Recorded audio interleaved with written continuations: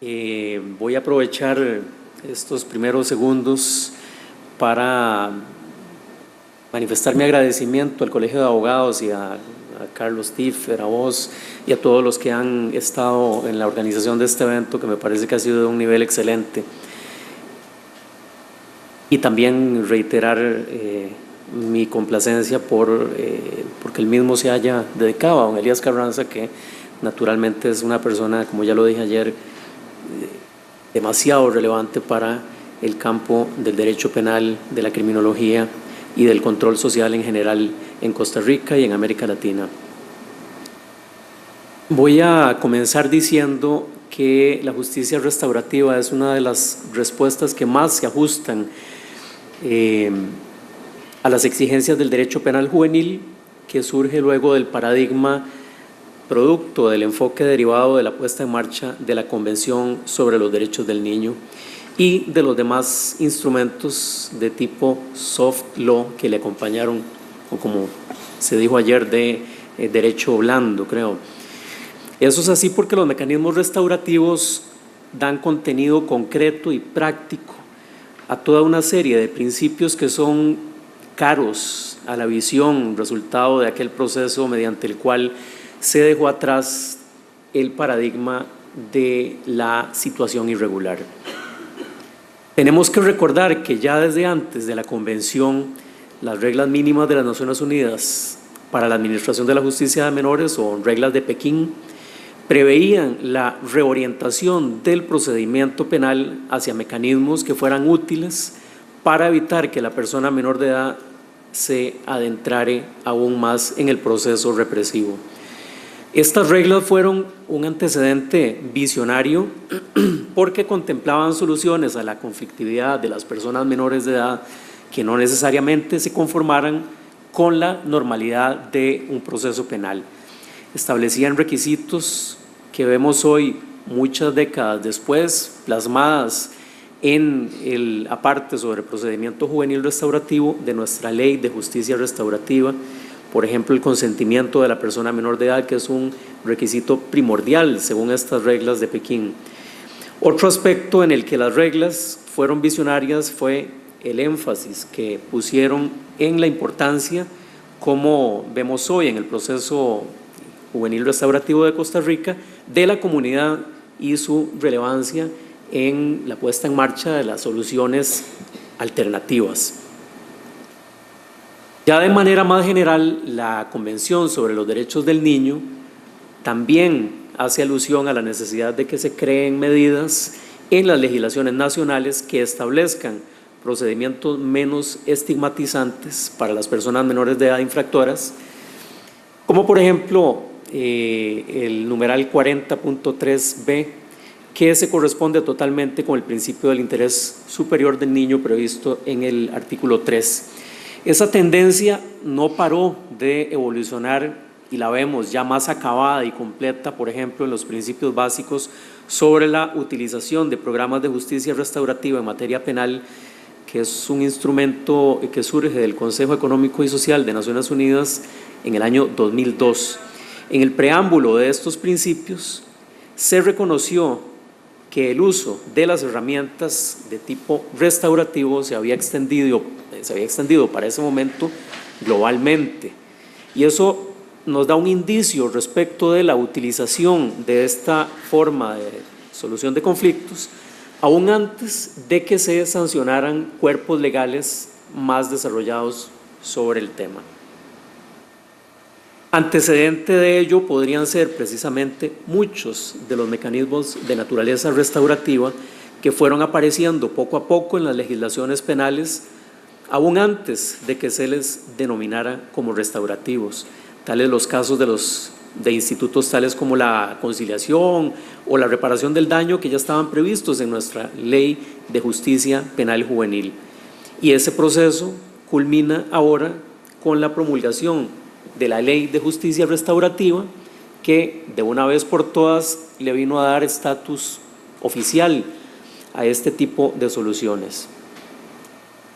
Incluso es interesante ver cuántas similitudes hay entre estos principios que acabo de citar y nuestra ley, lo que es fácil de verificar, por ejemplo, si hacemos una lectura de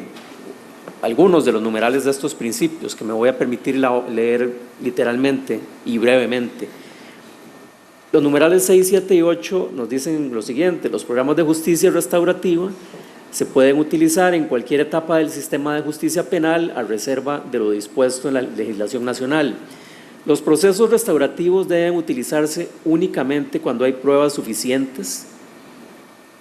Y en esto recuerdo lo que decía una de las personas que me precedió en el uso de la palabra, don Alejandro Montero, perdón, el licenciado Castrillo más bien, en relación precisamente con la viabilidad probatoria. Este es un punto que está ahora en nuestra ley de justicia restaurativa y que, como les menciono, ya desde hace bastante tiempo estaba previsto en estos principios.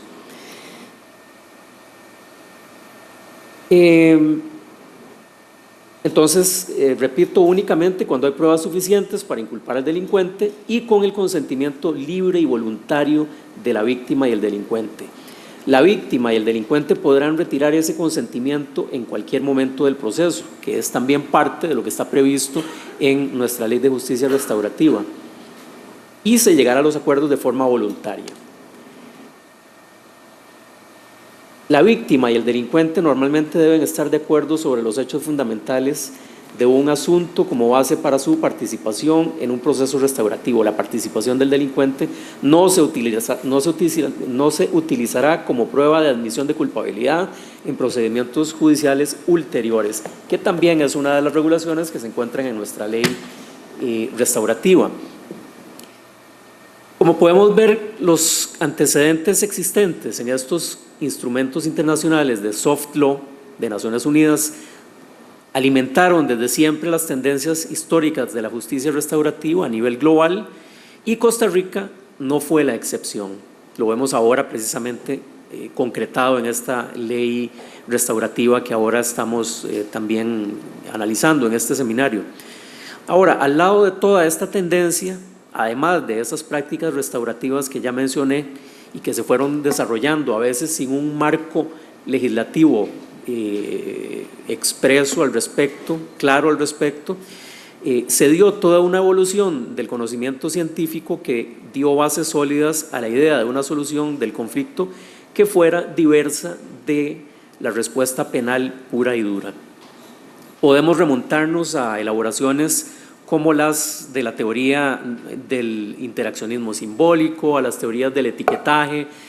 En el tanto, estas corrientes de pensamiento llamaron la atención ya desde los años 60, incluso respecto de lo destructivo de la estigmatización que resulta del contacto de las personas señaladas como infractoras con los aparatos del control social formalizado. Aquí podemos recordar naturalmente a Erving Goffman, igual podemos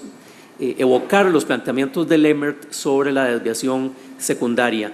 Son planteamientos ambos hoy aún totalmente vigentes. Es precisamente a partir del saber sociológico y criminológico que se empieza a cuestionar el accionar de los aparatos del control social formalizado.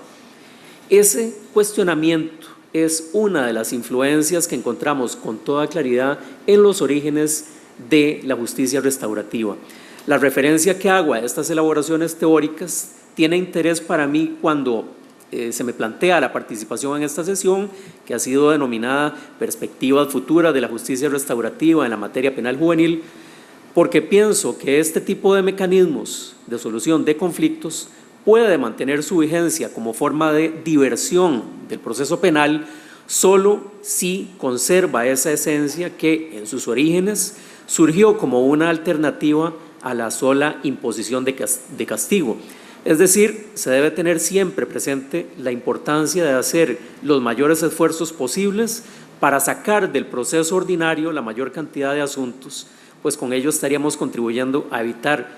que precisamente eso que señalaban Goffman o Lemert, entre muchos otros, es decir, los efectos nocivos de la estigmatización producto de la intervención de los aparatos del control social formal se agudicen. Podemos decir entonces que la justicia